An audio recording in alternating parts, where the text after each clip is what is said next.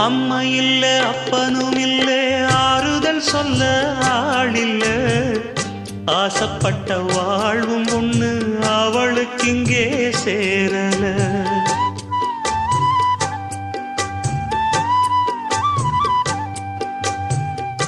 ஆளான நாளிலிருந்து ஆசையும் வச்சா மாறல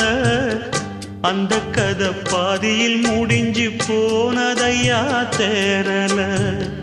பச்சை மண்ணு ஒன்னால பல பழி சுமந்தா தன்னால பாவம் பழி முன்னால வந்து படருதையா தன்னால